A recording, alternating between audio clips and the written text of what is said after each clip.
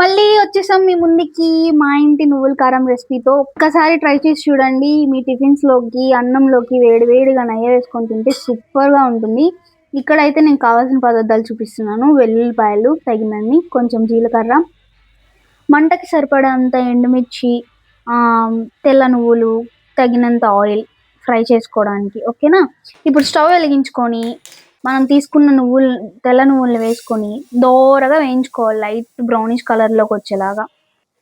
Stove సిమ్‌లో పెట్టుకొని నీట్‌గా దోరగా వేయించుకోవాలనమాట. అది మాడితే గనుక టేస్ట్ అంతా మారిపోతుంది. సో, జాగ్రత్తగా ఉండండి ఫ్రెండ్స్. నెక్స్ట్ అయితే మనం తీసుకున్న ఆయిల్ వేసుకొని, అందులో మనం మిర్చి వేసుకొని, అది కూడా అస్సలు మాడకుండా లైట్‌గా వేయించుకోవాలి. ఆ తర్వాత తీసుకున్న జీలకర్ర వేసుకొని, అదే మనకి మంచి ఫ్లేవర్ ఇస్తుంది. దాన్ని కూడా దాంతో పాటు ఫ్రై చేసుకోండి. ఆ తర్వాత ఇవన్నీ కాస్త చల్లారాక మిక్సీ జార్ తీసుకొని, మిక్సీలో మనం వేయించుకున్న నువ్వులన్నీ వేసుకొని మిక్సీ చేయాలి.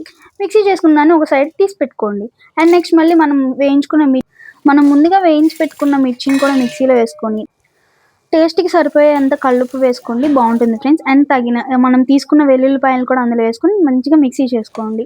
కచ్చాపిచ్చాగా చేసుకోండి. లేదా మీకు ఇన్ కేస్ సాఫ్ట్‌గా కావాలనుకుంటే ఫుల్‌గా మిక్సీ చేసుకోండి. ఆ తర్వాత దాన్ని కూడా తీసి పక్కన పెట్టుకోండి. మిక్స్ చేసి పెట్టుకున్న మిర్చి పౌడర్ చల్లారే వరకు కాసేపు వెయిట్ చేసి, ఆ తర్వాత మనం ఇలా సెపరేట్‌గా మిక్స్ చేసుకున్న ఎండుమిర్చి పౌడరు, నువ్వుల పౌడరు ఒకసారిగా 2 కలిపి మిక్సీలో మళ్ళీ ఒకసారి 1 స్టెప్ మిక్స్ చేసుకోండి. తర్వాత ఇలా ఫైనల్ అవుట్‌పుట్ వస్తుంది మనకి. అసలు ఫ్లేవర్ అయితే సూపర్ ఉంది ఫ్రెండ్స్. మొత్తం ఇల్లంతా అరోమాతో ఫిల్ అయిపోయింది. ఎప్పుడెప్పుడు వేడివేడిగా అన్నం వండుకొని నెయ్యి వేసుకొని తిందామా అని ఎదురు చూస్తున్నాం. మా అమ్మ అయితే ఇలా మంచి బాక్స్‌లో స్టోర్ చేసి పెట్టింది.